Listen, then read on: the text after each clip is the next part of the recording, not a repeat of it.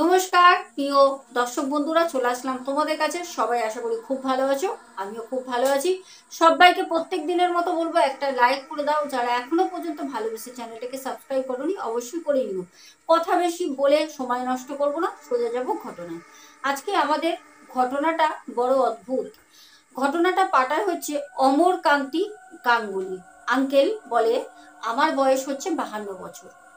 আমি প্রায়শই বাড়িতেই থাকি। আমি একটি গভর্নমেন্ট সার্ভিস জব করতাম। রিটায়ার্ড হয়ে যাওয়ার পর বাড়িতেই সময়টা কাটাই।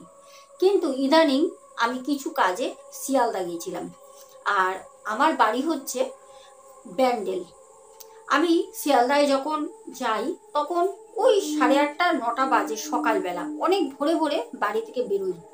তারপর আমার কাজটা ওখানে ছিল, একটা মিটিং ছিল, কিছু বন্ধুরা আসবে বলেছিল, তারাও আমাদের সাথে একসাথেই আমরা কাজ করতাম।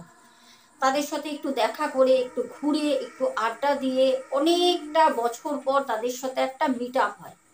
তো আমরা ওখানে সব কিছু ঘুরে খাওয়া দাওয়া করে যে যার বাড়ি রওনা দিই। যখন আমি বাড়ি আসি তখন সন্ধ্যা 7টা বাজে। শিয়ালদা থেকে আমি ট্রেন ধরি। আমি নৈহাটি নেবে, নৈহাটি থেকে আবার ট্রেন পরিবর্তন করে ব্যান্ডেল আসবো। তো সেই দিনকে খুব বৃষ্টি, খুব বৃষ্টি, তার কারণে ট্রেন কিন্তু অনেক লেট। আর অনেক ট্রেন সেদিন কিন্তু বাতিল ছিল, যার জন্য 7টার ট্রেনটা 8:30টায় পাই। তারপর ওখান থেকে নৈহাটি আসতে আসতে প্রায় ঘন্টাখানেক সময় লাগে। তো 9:30 বেজে যায়। তারপর যখন নৈহাটি আসি, নৈহাটিতে এসে তখন দেখলাম বৃষ্টিটা আরো জোরে হচ্ছে। কারণ মাঝপথে দমদম ছাড়িয়ে যখন ট্রেনটা আসছিল তখন বৃষ্টিটা একটু ধরেছিল। ভাবলাম যাক, সাথে তো ছাতা আনিনি, কোনো রকম হয়তো বৃষ্টিটা ধরেছে, একটু রক্ষা পাবো। কিন্তু না, সেটা হলো না, হলো ঠিক তার উল্টোটা।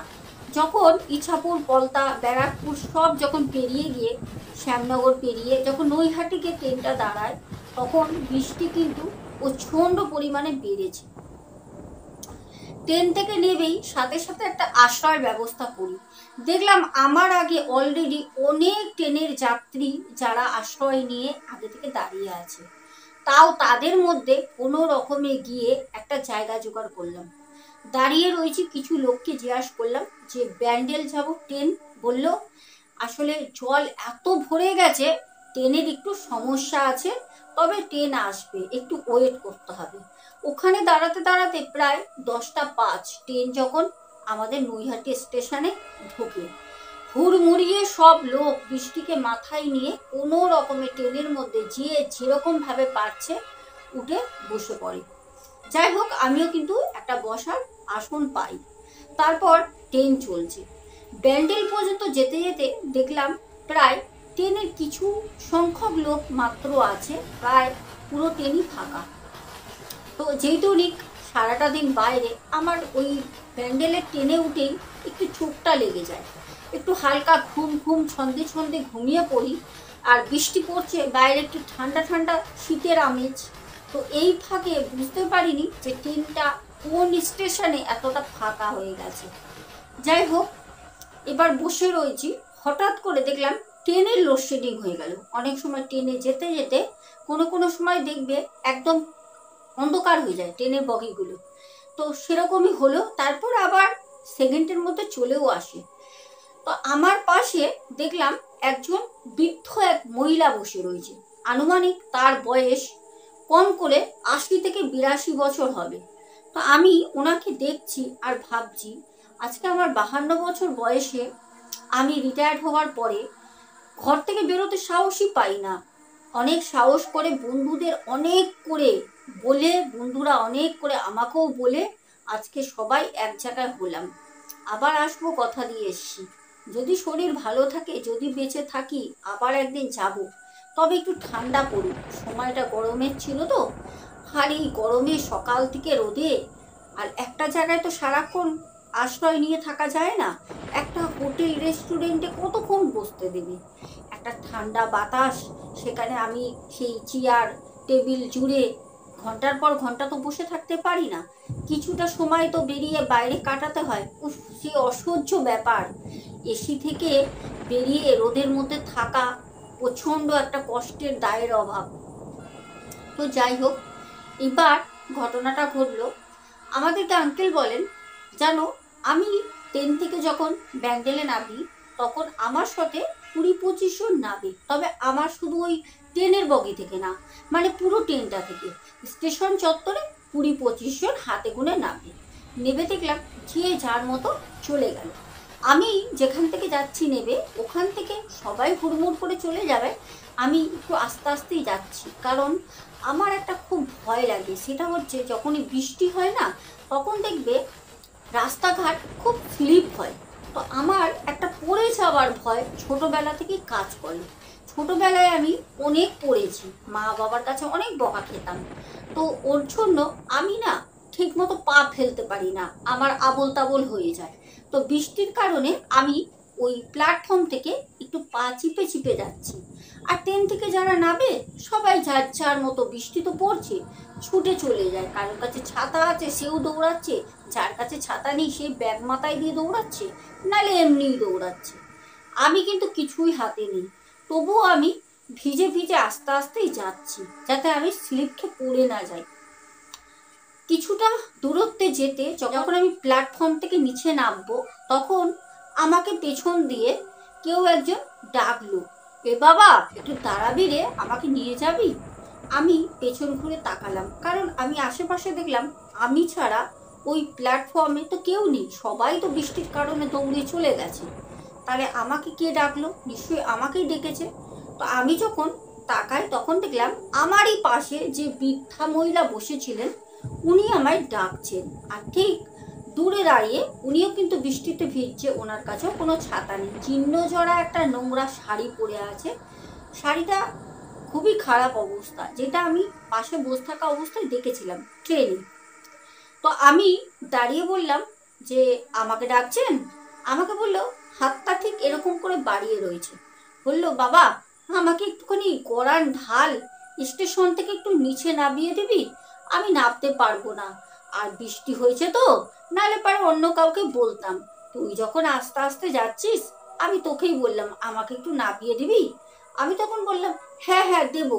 আমি আবার ওনার কাছে হেঁটে যাই, গিয়ে ওনার হাতটা ধরে আমি আস্তে আস্তে তো নিজেও হাঁটছি, আমার থেকেও আস্তে উনি হাঁটছেন, ওনার কিন্তু পায়ে কোনো জুতো নেই, খালি পায়ে। তা আমি ওনাকে ধরে ওই প্ল্যাটফর্মে যে ঢালটা থাকে নাবার, ওখান থেকে ওনাকে নামিয়ে দিই।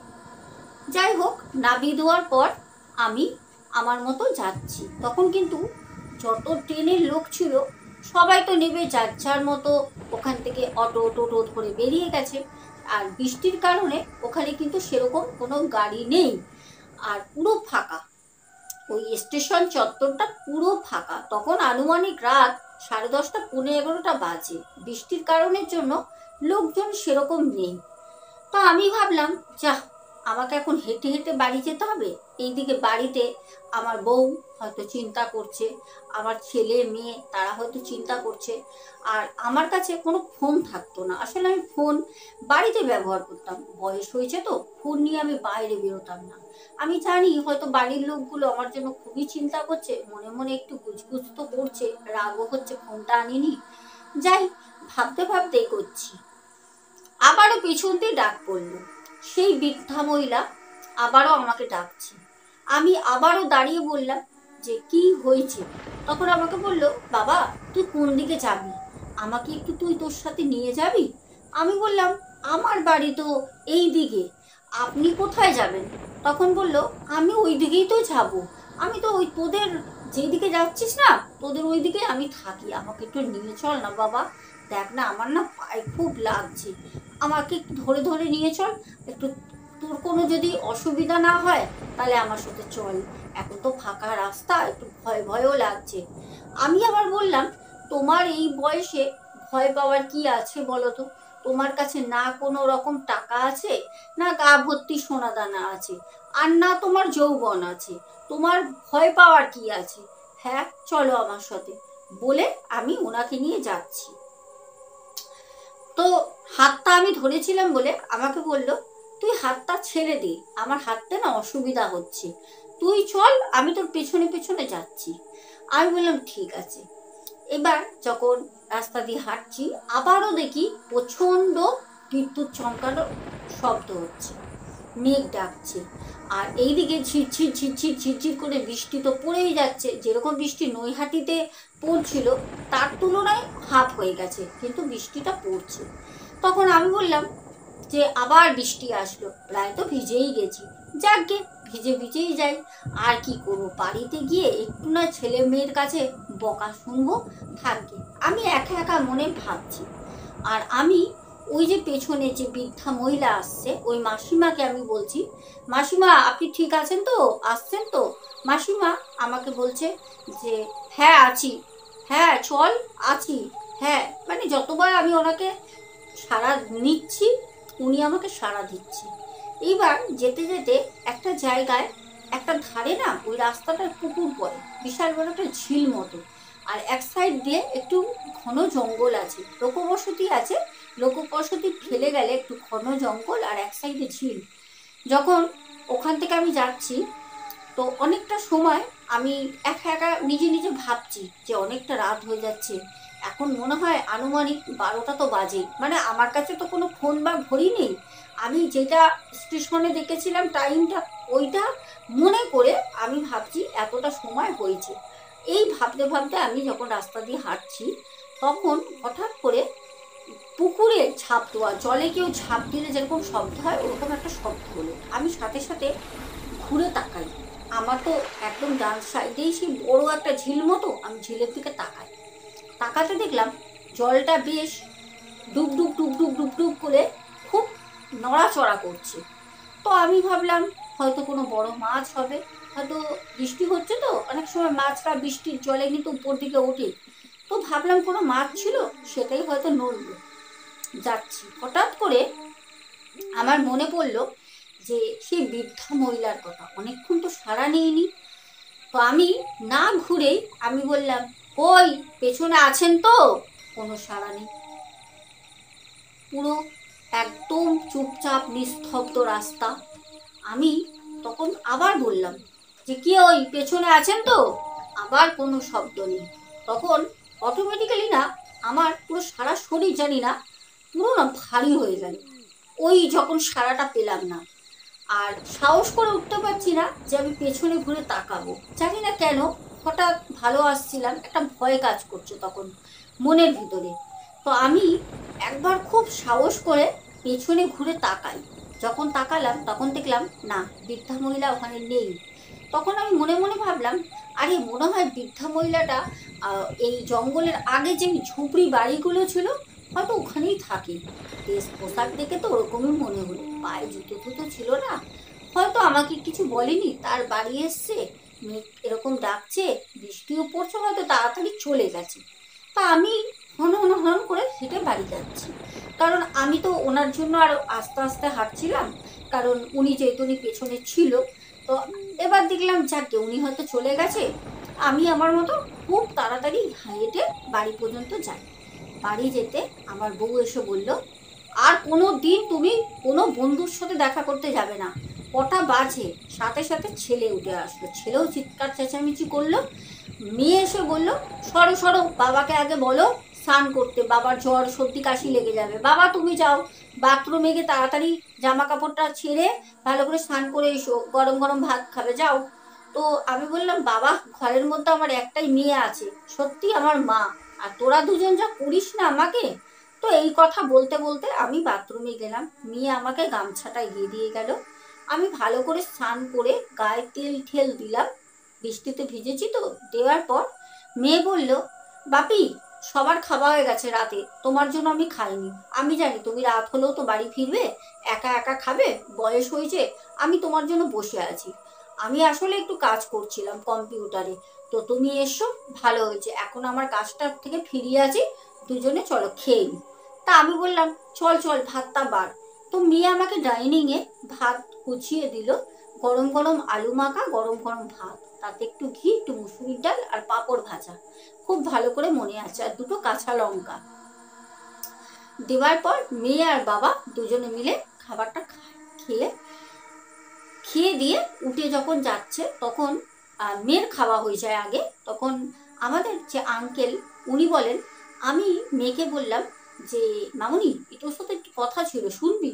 তা মেয়ে ঘরের মধ্যে সব থেকে বেশি আমার উপর নজর, খুব যত্ন করে আমাকে, মিথ্যা কথা বলবো না। আমাদের আঙ্কেল বলে আমার মেয়ে হচ্ছে আমার স্বয়ং মা, মানে এত আমাকে কেয়ার করে, এত ভালোবাসে না, আপনি দেখলে বলবেন যেন আমার নিজের মা, আমার নিজের মা, সত্যি আমার মেয়ে। তো যাই হোক, এটা উনি বলেছিলেন, না বললে নয়, বললাম। আচ্ছা এবার বলি, তো সেদিনকে আমাদের আঙ্কেল খেতে খেতে, ওনার তখন খাওয়া হয়নি, মেয়ের প্রায় হয়ে গেছে, তো তখন মেয়েকে সব কথা বলে, যে ট্রেনের থেকে আসা থেকে রাস্তার পুরো ঘটনাটা বলে। তখন বললো, পাপি তুমি যখন বাইরে যাবে না, কে হাঁটতে পারলো কে চলতে পারলো ওইসব দায় দায়িত্ব নেবে না, নিজেরও তো বয়স হয়েছে, আজকে তোমার যদি কোনো একটা দুর্ঘটনা ঘটে যায় আমাদের কি হবে বলো তো বাবা, আর কি দরকার, সে ও আসতে পারছে, বয়স্ক লোক না আসতে পারছে সেটা আলাদা ব্যাপার, আর সে নিজের মতো নিজের বাড়িতে ঢুকে গেল, কিরকম অকৃতজ্ঞ মানুষ হলে এটা করে। একবার তো তোমাকে বলতে পারতো যে বাবা দেখে বাড়ি যাবি, আমার বাড়ি এসে গেছে আমি চলে যাচ্ছি, তাহলে তো তুমি আজকে ওনার জন্য চিন্তা করতে না।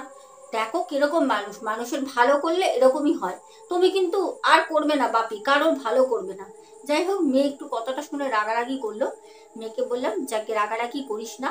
তারপর মেয়ে হাত ধুতে গেল, আমারও খাওয়া হয়ে যায়, উঠে হাত টাত ধুয়ে শুয়ে পড়ি। এবার বলি, রাতের বেলা আমার মেয়ে আমার বউ দুজনে শোয়, আর আমার ছেলে আমি দুজনে শুই। শুয়ে রয়েছি, ছেলে বললো বাপি আমার প্রচণ্ড ঘুম পেয়েছে, আমি ঘুমাচ্ছি, তুমিও শুয়ে পড়ো, আর যদি জ্বর আসে বা তোমার কোনো রকম শারীরিক প্রবলেম হয় তাহলে তুমি আমাকে রাতে কিন্তু ডেকো। আমাকে বলে আমার ছেলে শুয়ে পড়লো, আমিও শুয়ে রয়েছি পাশ ফিরে।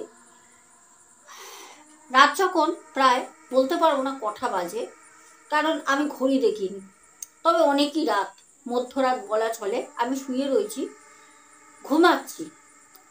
ওই যে বৃদ্ধা মহিলা, ওনার গলার সেই শব্দ আমাকে ডাকছে যে এ বাবা একটু আসবি বাইরে, বাবা আয়, আমাকে তো তুই বাড়িতে পৌঁছে দিলি না, আমাকে ডাকছে।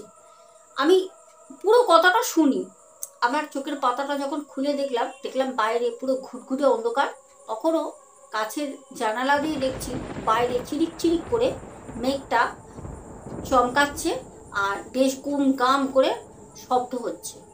তা আমি ভাবলাম মনে হয় বৃষ্টিটা এখনো বাইরে পড়ছে।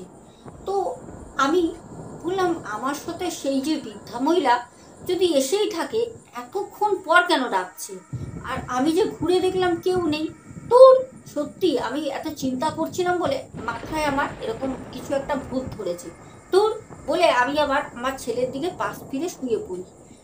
শুয়ে রয়েছি, আবার ঠিক 10 মিনিট হবে খুব জোর, আবারও আমাকে ডাকছে, কিরে বাবা আমাকে বাড়ি দিয়ে এলি না তো, তুই এসে শুয়ে রয়েছিস। দুটো কথা বলল। আমি উঠে বসলাম, উঠে বসে ভাবলাম একবার ঘরের সদর দরজার সামনে গিয়ে দেখি তো, দরজার ওখান থেকে ডাকছে আমাকে, তাহলে কি আমাকে অনুসন্ধান করে পেছনে পেছনে চলে এসছে, আমি কি দেখতে পারিনি? তবে এতক্ষণ পর কেন, আমি কোনো মতে ঠিক কথাটা না আমি মেলাতে পারছি না। যদি সে আমার পেছনে আসে তাহলে আমি আসলাম, স্নান করলাম, খাবার খেলাম, ছেলে মেয়ের সাথে গল্প করলাম, এতটা সময় তাহলে সে কোথায় ছিল? আর তারপরেও আমি শুয়ে পড়লাম, আমার একটা ঘুম হয়ে গেল, মধ্যরাতে এসে আমাকে ডাকছে, তাহলে কি ব্যাপার, এটা কি করে হয়? আমি উঠে বসলাম, সাহস করে উঠতে যাব, ছেলে আমাকে বলল, বাপি তুমি উঠে বসে আছো, তোমার কি শরীর খারাপ লাগছে? দেখলাম ছেলে পাশে উঠে বসলো। ছেলেকে বললাম, না রে আমার শরীর খারাপ লাগছে না, আসলে আমার সাথে আসার সময় না শিয়ালদা দিয়ে একটা ঘটনা ঘটেছে, আমি ওইটা নিয়ে একটু চিন্তায় আছি। ছেলে তখন বলল, বাপি তোমার বয়স হয়েছে তো, তুমি এত চিন্তা করো না, আর যা আছে তুমি সকালবেলা বলো, এখন শুয়ে পড়ো, বলে ছেলে পাশ ফিরে শুয়ে পড়লো। আমি বললাম ঠিক আছে তুই শো। আমি বসে আছি, আবারও ছেলে যখন অঘরে ঘুমাচ্ছে তখন আমাকে আবার ডাকলো, কিরে আমাকে বাড়ি দিয়ে এলি না, তুই ঘুমাচ্ছিস? আমি তখন ঝেড়ে মেরে খাট থেকে নামলাম, নেমে আমি বাইরে গেলাম, বাইরে গিয়ে, মানে বাইরে বলতে কি, আমার যে বাইরে একদম বাইরে না, মানে আমার রুমটা যে আছে রুমের বাইরে, আমি ঘরের মধ্যেই আছি। তো আমি ওখান থেকে দাঁড়িয়ে বাইরে একটু দেখার চেষ্টা করলাম। আসলে আমাদের বাড়িটা হচ্ছে একদম যে বাউন্ডারি দেওয়া, পাঁচিল দেওয়া রয়েছে, ছোট্ট একটা সামনে গ্রিলের গেট রয়েছে। তা ওই গেট থেকে ঢুকলে আমাদের ঘরের ঢোকার একদম সামনে একটা গ্রিলের গেট, তারপর আমাদের ঘরে ঢুকতে হবে, তারপর রুমগুলো রয়েছে। আর আমি ওই আমাদের ঘরের যে একদম ঢোকার সামনে গ্রিলের গেট, ওখানে দাঁড়িয়ে রয়েছি।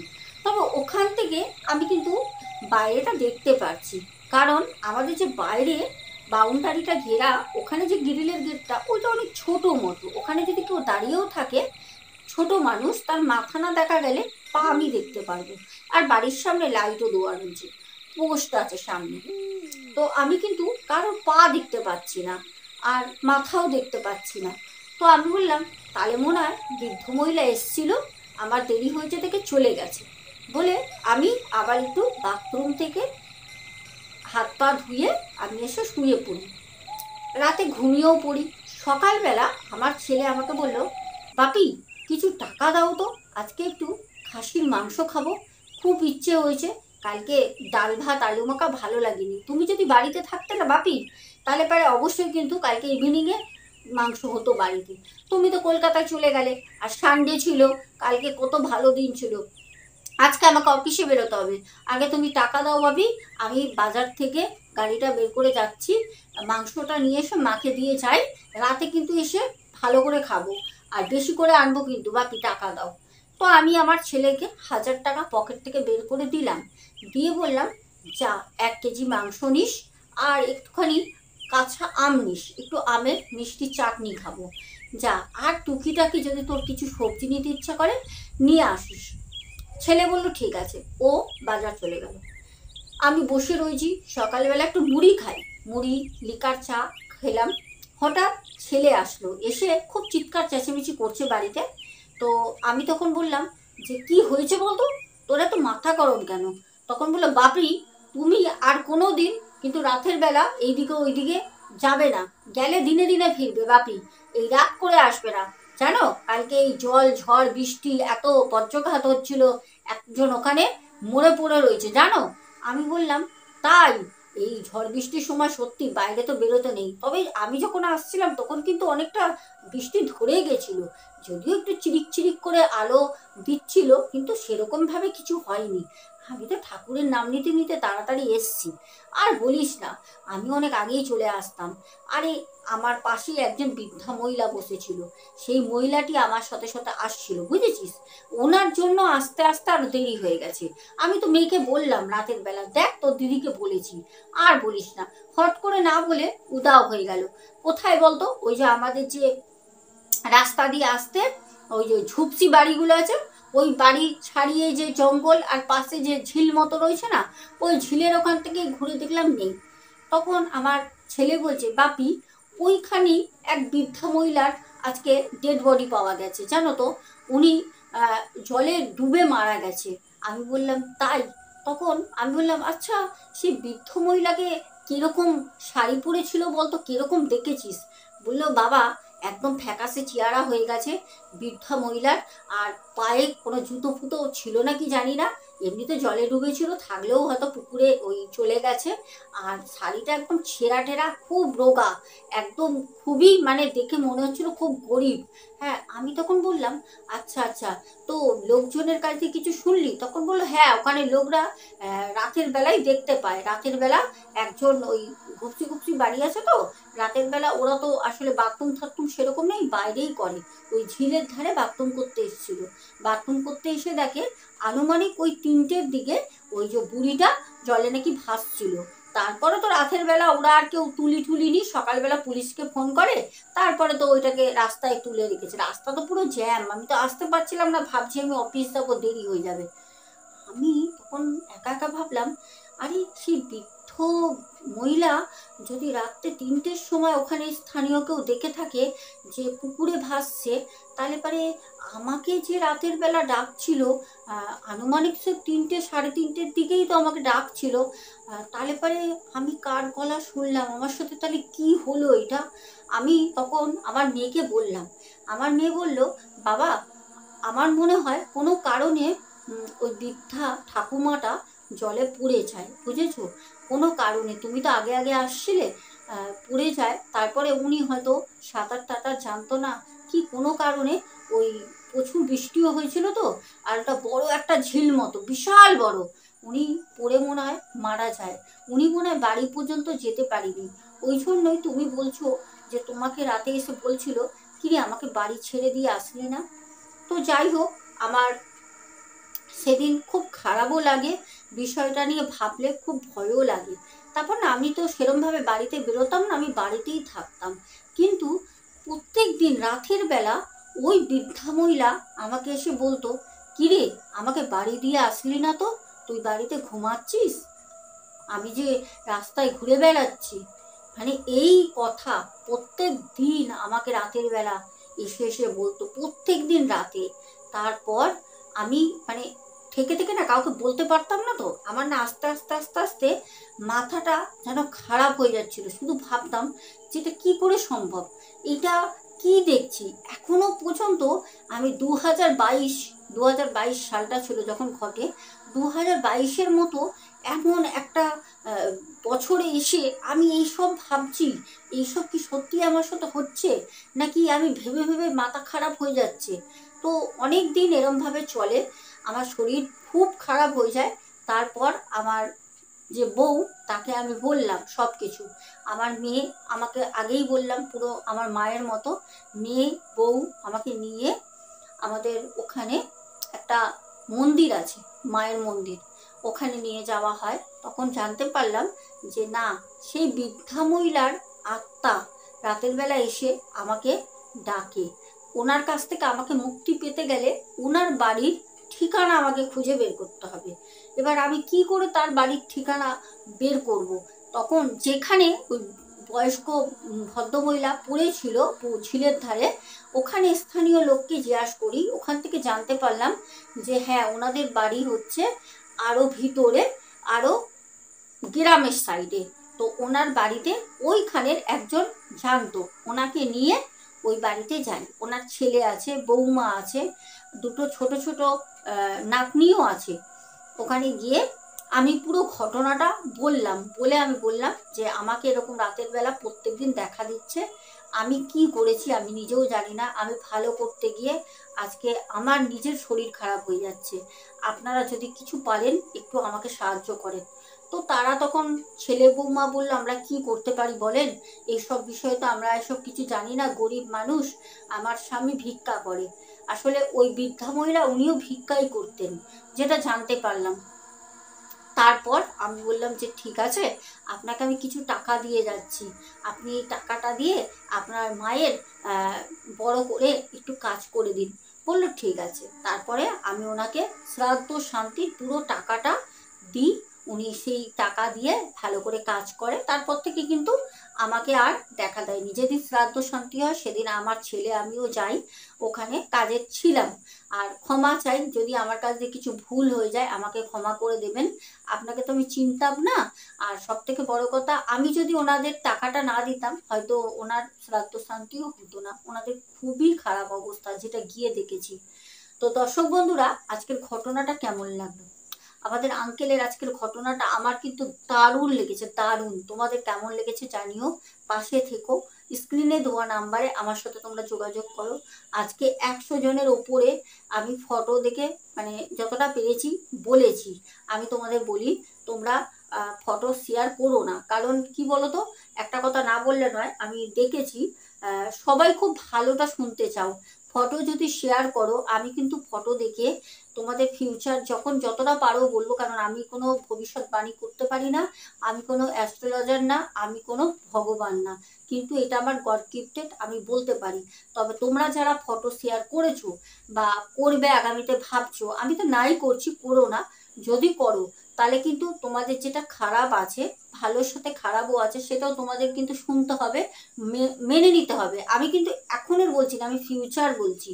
ফিউচারে কিন্তু সেটা হবেই হবে, মেনে নিতে হবে। তো তার জন্য বলছি, অনেকে ভাবছো যে আমি ফটোটা পাঠিয়ে দেবো শুধু ভালোর আশা করব, সেটা কখনোই না। আমি যার সাথে ভালো হবে আমি ভালো বলি, যার সাথে ফিউচারে কোনো খারাপ কিছু হবে আমি সেটাও বলি। অনেকে সেটা কিন্তু শকড হয়ে যাও শুনে, কিন্তু এটা মানতে হবে। আজকে হয়তো মনে হবে যে সোনা দিদি ভাই কি বলছে, না এটা হতেই পারে না, কিন্তু ফিউচারে গিয়ে দেখবে এটা হবে। এটা আমার বাড়ির লোক অনেকবার করেছে, অনেকবার। কাউকে দেখে বললে বলতো ধুর বাজে কথা বলছিস, হবে না এটা। যখন ওটা 6 মাস 7 মাস পর যখন ফলিত হয়েছে না, তখন বলছে তুই কি করে বলেছিলিস, তোর কথা যদি শুনতাম তাহলে আজকে এইখান থেকে বেঁচে যেতাম। তার জন্য বলছি, আমি এইটুকুনি বলবো, যদি দুটো লাইনও বলি, দুটো লাইনই বাস্তবে ঘটবে। যাই হোক, অনেকগুলো কথা বললাম, সবাই খুব ভালো থেকো, দেখা হবে আগামীকাল ঠিক রাত 10টা। আজকের মতো টাটা, গুড নাইট।